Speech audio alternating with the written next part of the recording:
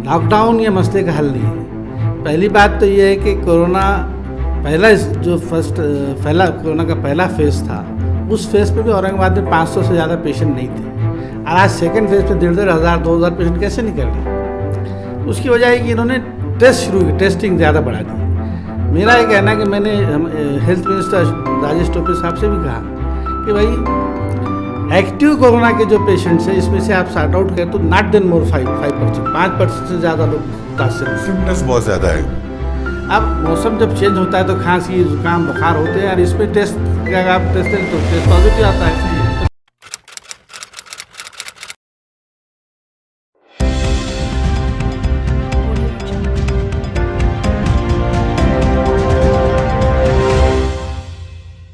आदाब से intelligence media network के प्रोग्राम रूबरू में आपका इस्तकबाल है। नाजरीन, जैसे कि हम इस प्रोग्राम में आपकी मुलाकात मुख्तलिफ शोबों में काम करने वाले लोगों से करवाते हैं और उनके काम से जो आम आदमी को फ़ायदा हुआ है उस सिलसिले में उनसे गुफ्तगू करते हैं। आज जो हमारे मेहमान हैं वो किसी तारुफ के मोहताज नहीं हैं। जनाब मुश्ताक अहमद साहब, जो साबिक राष्ट्रवादी कांग्रेस पार्टी के शहर सदर रह चुके हैं, उर्दू एक्शन कमेटी कायम हुई थी उसके सदर रह चुके हैं, और उस एक्शन कमेटी की तरफ से डॉक्टर बाबा साहब अम्बेडकर मराठवाड़ा यूनिवर्सिटी में जो उर्दू डिपार्टमेंट है उसके लिए उनकी जद्दोजहद है, उसके पीछे इन्हीं लोगों की और इस कमेटी की जद्दोजहद है जिसकी वजह से उर्दू डिपार्टमेंट इस यूनिवर्सिटी में कायम हुआ। और समाजी और सियासी कामों में अक्सर आगे आगे रहते हैं और एक जिम्मेदारी समझकर, समाज की एक जिम्मेदारी समझकर उन्होंने अब तक जो भी काम किए वो उसे अच्छी तरह और बाखूबी निभाया है। चूँकि सियासत, जैसा कि हमारा हिंदुस्तान का एक कल्चर है कि सियासत हो या समाजियत हो या माशियत हो, अगर बिज़नेस में आप दूर हो गए तो लोग आपको भूल जाते हैं। इसी तरह सियासत में तो ये बहुत ज़्यादा बातें हम देखने में आती हैं कि अगर आप स्क्रीन से गायब हुए, लोगों के दिमाग से गायब हो गए। पिछले कई दिनों से या कई सालों से हम ऐसा कह सकते हैं कि वो एक्टिवली सियासत में भी नहीं नज़र आए और ना ही समाजियत में, उन्हें कभी समाज के कामों में वो नज़र आए। और उनका एक बहुत अच्छा अखबार निकला करता था मुक़द्दस ये नाम से, जो 10 साल तक उसने औरंगाबाद शहर ही नहीं मराठवाड़ा भर में उन्होंने उनकी जो काबिलियत थी एक सहाफ़ी की हैसियत से भी अगर समझा जाए तो उसको उन्होंने बाखूबी निभाया है। मुश्ताक साहब, आपने हमें वक्त दिया उसके लिए बहुत बहुत शुक्रिया। सर, सवाल यही है कि हम लोग भूलने के माहिर हैं, हम बहुत जल्दी चीज़ों को भूल जाते हैं। आपका किया हुआ काम 1970 से लेकर 1990 तक बोले तो हम चलेगा, आपने बहुत सारे काम किए। उर्दू एक्शन कमेटी है, उर्दू डिपार्टमेंट है, राष्ट्रवादी के लिए भी के सदर रह चुके हैं, आपका एक अखबार भी निकलता था, और इसी तरह जो औरंगाबाद नामकरण का जो मामला था उसको लेकर के आप सुप्रीम कोर्ट तक गए थे, जो अभी तक जो है तो रुका हुआ है। इतने सारे काम करने के बाद अचानक ऐसा क्या हो गया और क्यों आपको ये सारे काम छोड़कर आप अपनी ज़िंदगी गुजारने में लग गए अलग से? ऐसा नहीं है। मैं 1975-76 में औरंगाबाद आया और तालीम हासिल कर रहा था। तालीम हासिल करते करते हमने यूथ कांग्रेस ज्वाइन की और यूथ कांग्रेस में काम करते हुए सियासत के मैदान तक पहुँचे और 1995 में पहली बार कारपोरेटर चुनकर आया। कारपोरेटर चुनकर आने के बाद वैसे तो कारपोरेटर मैंने बहुत सारे काम किए, इसमें सबसे अहम काम मेरे ज़माने में ये हुआ कि यहाँ पर बहुत सारे नौजवान टपरियाँ जिनकी टपरियाँ थी, जिससे वो अपने रोज़गार गुजारते थे। उस वक्त के कमिश्नर थे भोगे साहब, उन्होंने वो पूरी टपरियाँ तोड़ देने का हुक्म जारी किया था। और उस वक्त हम कारपोरेटर थे लेकिन अपोजिशन में थे, बॉडी शिवसेना की थी। मैंने शिवसेना की स्टैंडिंग के उस वक्त के चेयरमैन प्रदीप जायसवाल थे, उनसे रिक्वेस्ट की कि ये गलत है, हज़ारों नौजवान इस शहर में इन टपरियों के माध्यम से अपना पेट पानी चलाते हैं, अगर ये टपरियाँ अचानक बंद कर दी जाएँ तो लोग बेरोज़गार हो जाएंगे और लोगों के फैमिली के मसाइल पैदा होंगे। इसके लिए हम सबको मिलकर लड़ना चाहिए। उन्होंने स्टैंडिंग कमेटी मुस्तरक करी, कमेटी बनाई, टपरी कमेटी, और उसका उन्होंने मुझे सदर बनाया। और कमिश्नर साहब ने इजाज़त दी और मैंने पूरे शहर का सर्वे किया, और सर्वे करके जो वाकई ट्रैफिक को अड़थड़ा था ऐसी टपरियाँ हमने हटाने की इजाज़त दी, लेकिन बाकी हज़ारों टपरियाँ जो टूट रही थी उस टूटने से बचाया। आज हज़ारों नौजवान जो उस वक्त बेरोज़गार होने जा रहे थे उनको बेरोज़गार होने से बचाने की मैंने कोशिश की। उसके बाद 1996 में बीजेपी शिवसेना सरकार ने औरंगाबाद का नाम अचानक बदल दी। उसके खिलाफ किसी की लड़ने की हिम्मत उस वक्त इसलिए नहीं थी कि बाला साहब ठाकरे का उस वक्त बोला था और लोग जो है डरते थे।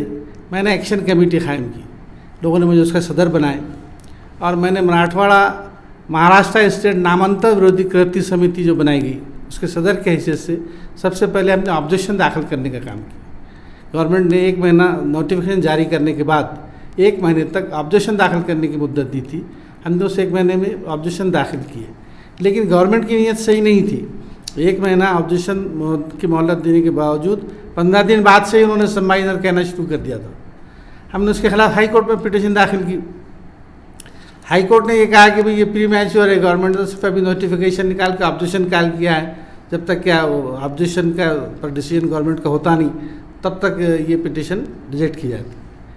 अब चूँकि अगर एक बार ऑब्जेक्शन की मुद्दत ख़त्म हो जा रही है और गवर्नमेंट डिक्लेयर कर देती है तो फिर उसको रोकना नामुमकिन था।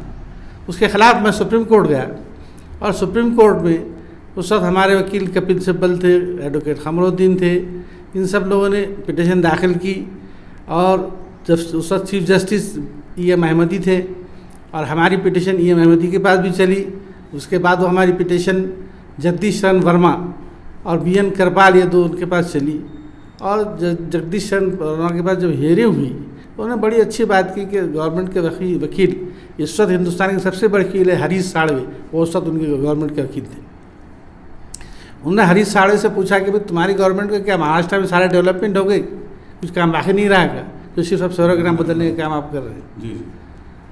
तो फिर उन्होंने फिर जज ने कहे कि भाई अगर आपको इतना ही औरंगाबाद शहर का नाम बदलने का शौक़ है तो एक नया शहर बताओ और उसको संभाजीनगर नाम दो। जी सर, आपने जनता दल सेकुलर की जानिब से 1995 में इलेक्शन भी लड़ा, 98 में इलेक्शन भी लड़ा, और आप पहले कांग्रेस में थे, फिर राष्ट्रवादी कांग्रेस में गए, फिर जनता दल सेकुलर में आए।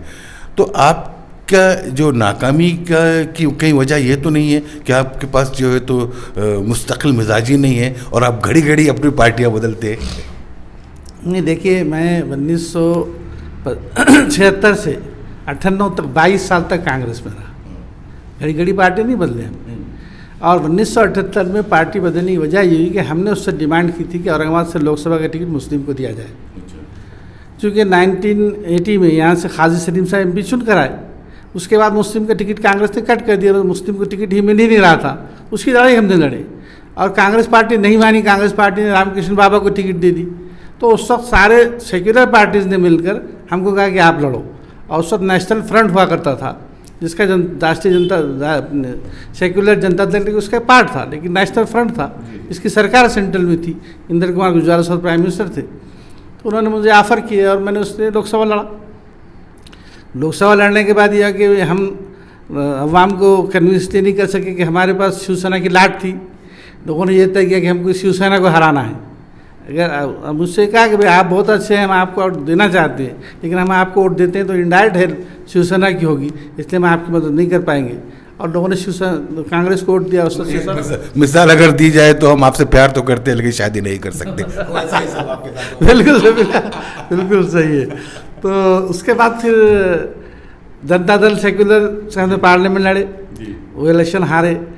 उसके 2-3 साल में पार्टी में ही रहा, लेकिन हुआ ये कि जनता दल सेक्युलर नियार अहमद साहब जब तक फाल थे जब तक थी।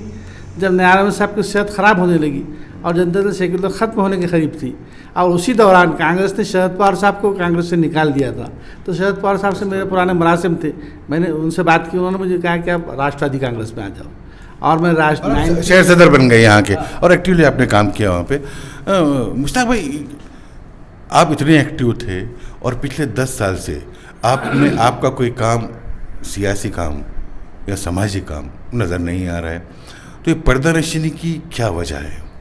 नहीं, देखिए पहली बात तो 10 साल से नहीं, मैं 1911 में राष्ट्रवादी का शहर अध्यक्ष बना और 16 तक रहा।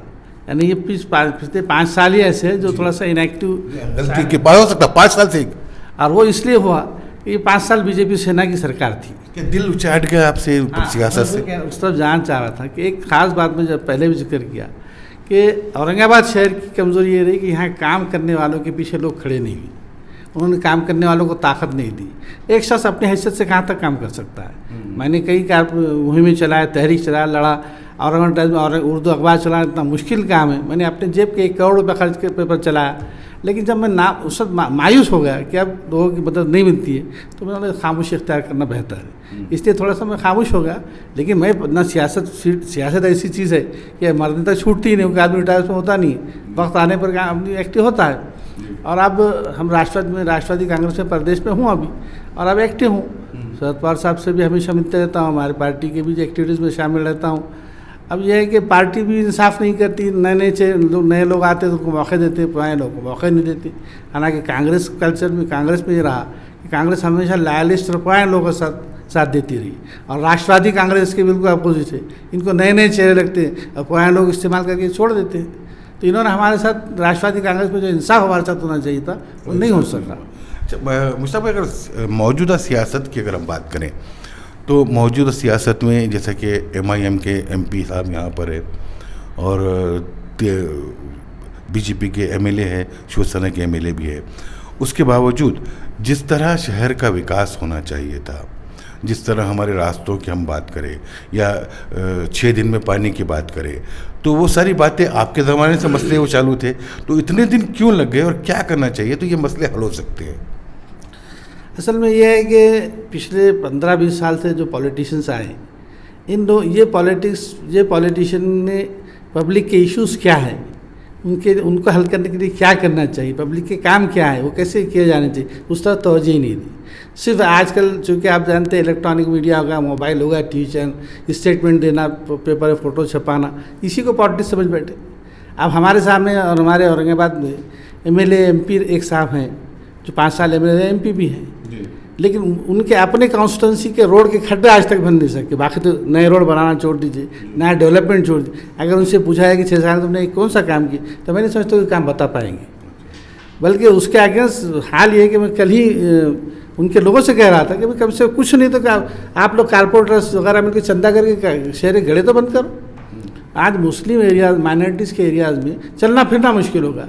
अगर आप तो TV चैनल चलाने वाले लोग हैं, आप देखिए रोशन गेट के, आप जाकर देखिए रोशन गेट से आके आप चल सकते हैं क्या? ना जीता जाता नाला बना हुआ है रोशन गेट से राम मंदिर तक। शिवसेना BJP के MLA अतुल साहब ने रोड बनाए, लेकिन राम मंदिर से उस तरफ बनाए, राम मंदिर से रोशन गेट तक एक फरलांग भी रोड नहीं बना सके। इतना तासुब का उन्होंने मुजाहरा किया। ये सब आप जो तो सेकुलर जहानत के लीडर है, सेकुलरिज्म को आपने हमेशा बढ़ावा दिया है, और मौजूदा दौर में तमाम सियासी पार्टियां ज़ात और धर्म और तबके पर सियासत कर रही है।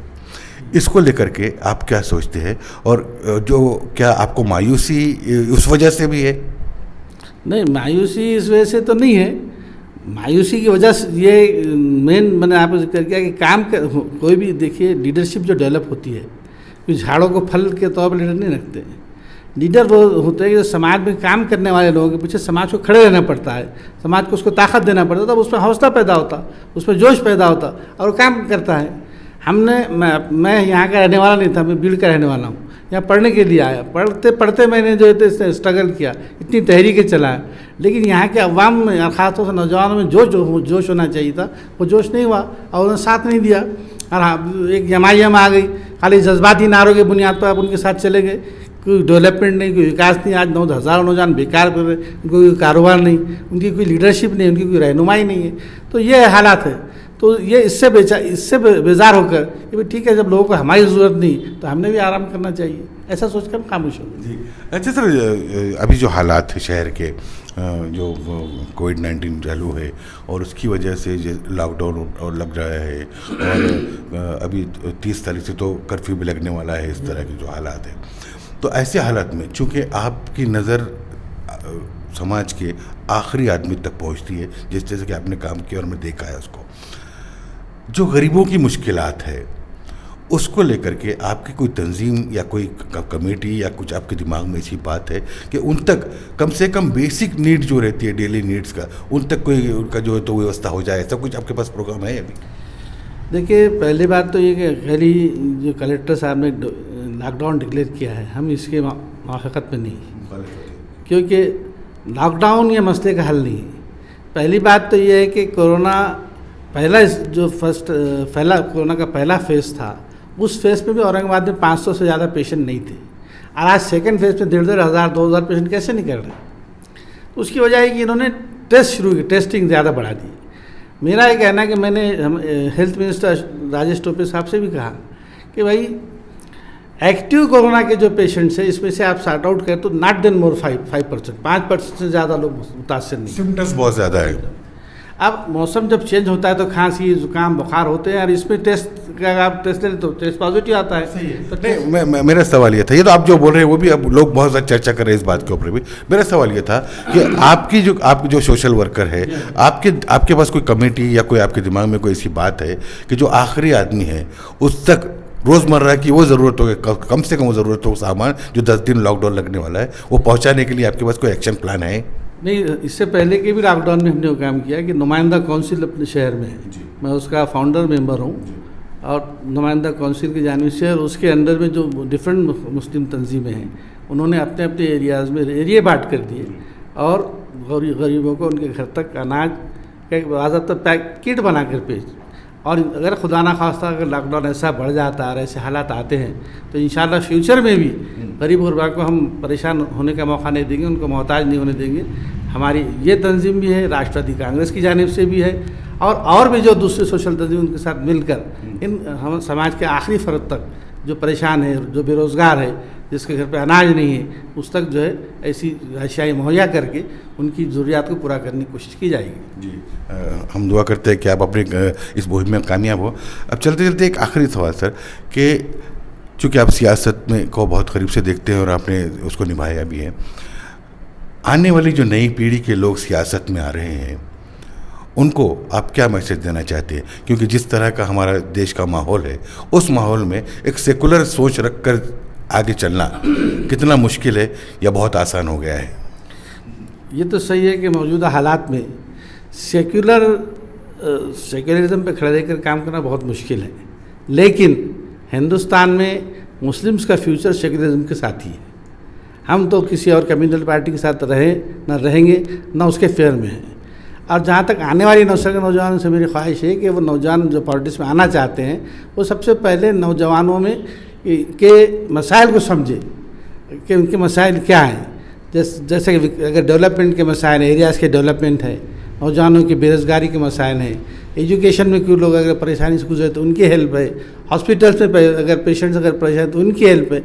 इन कामों पर तवज्जो देकर सियासत में आना है तो काम के साथ सियासत करे, खालिस पोस्टर पर बैनर पर फोटो छपाने के लिए पॉलिटिक्स में ना आए, और नौजवानों की सही रहनुमाई करे, सही रहबरी करे, जज्बातियत से नौजवानों को बचाएं और उनको पॉजिटिव पॉलिटिक्स पर लाएं, ऐसी मेरी ख्वाहिश रहेगी।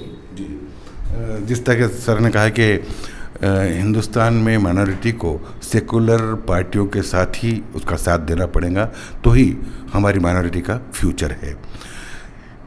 वक्तिया सियासत में जज्बाती लोग काम आ जाते हैं, वक्तिया सियासत में जज्बात काम आ सकते हैं, लेकिन लॉन्ग टर्म में जज्बात नुकसान पहुंचाते हैं।